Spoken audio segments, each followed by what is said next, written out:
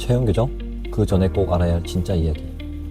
건강에 대한 중요성은 언제나 많은 사람들에게 관심을 가집니다.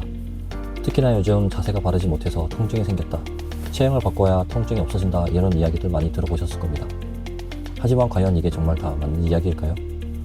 오늘은 여러 논문들에서 과학적 근거를 바탕으로 자세에 대해 이야기하는 체형 교정 운동에 대한 오해와 진실을 이야기해볼까 합니다. 체형 교정 운동이 미용적으로나 통증 측면에서 분명 필요한 분들도 계시지만, 때로는 그 효과가 과도하게 포장되거나 더 중요한 요인들이 관가되기도 합니다. 통증 완화에 대한 제한적인 효과, 자세를 고치면 통증이 사라진다, 이런 이야기 흔히 들어보셨을 겁니다. 하지만 연구 결과들을 보면 자세 교정이 통증을 완화하는 데 생각보다 제한적인 효과를 보인다고 합니다. 통증은 자세뿐만 아니라 스트레스, 수면 부족, 심리적인 요인 등 정말 다양한 원인이 복합적으로 작용해서 나타나기 때문입니다. 통증 완화에 대해 지나친 기대를 가지기보다는 다양한 접근 방식이 필요합니다.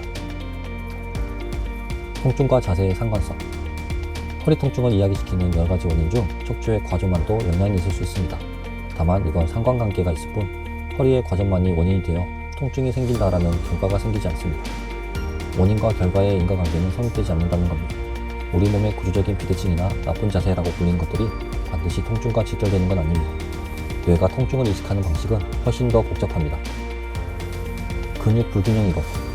한쪽 근육이 약해서 혹은 너무 강해서 불균형이 생기고 통증이 온다는 말 들어보셨을 겁니다. 하지만 최신 연구들은 이 근육 불균형 이론에 의문을 제기하고 있습니다. 특정 근육의 불균형을 규정하는 것이 항상 기능 개선이나 통증 완화로 이어지지 않는다는 거죠. 개별적인 근육의 수축과 이완을 할 수 있어 균형을 맞춘다고 해도 뇌에서 보내는 신호는 여전히 불균형을 기억하고 있기 때문에 몇 시간 또는 며칠이 지나면 다시 원래대로 돌아가기 쉽게 됩니다. 멈춰있는 자세보다 움직임이 중요합니다.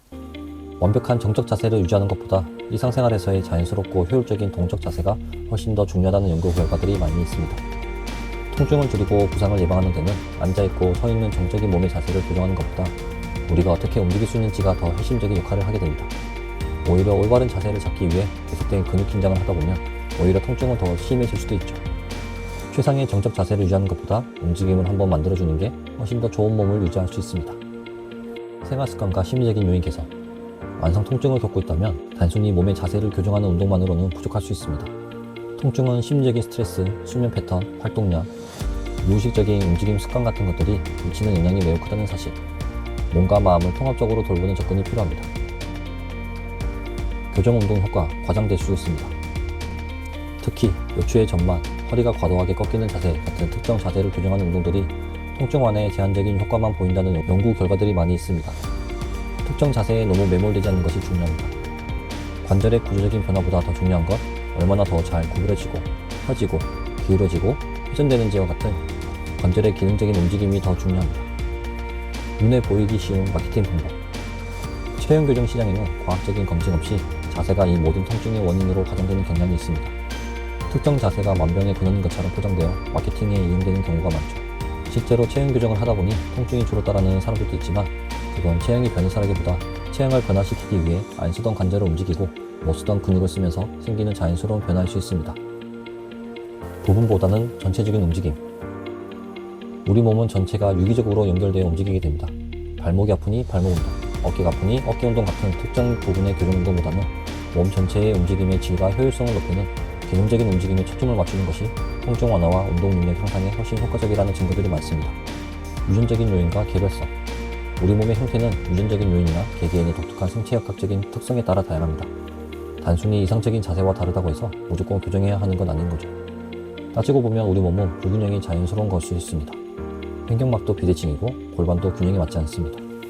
기능에 문제가 없다면 우리 몸의 자연스러운 다양성을 존중해줄 필요가 있습니다. 기본이 가장 중요.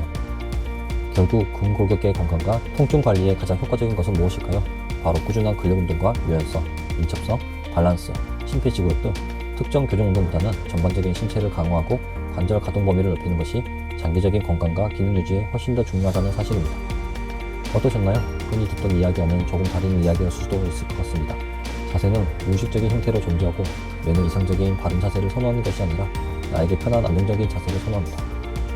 아무리 올바른 자세를 하고 나서 호흡이 불편해지고 눈이 불편하고 과도한 힘을 쓰면서 움직임이 생긴다면 최소한의 힘과 효율적인 움직임을 좋아하는 뇌는 올바른 자세를 좋아하지 않을 겁니다.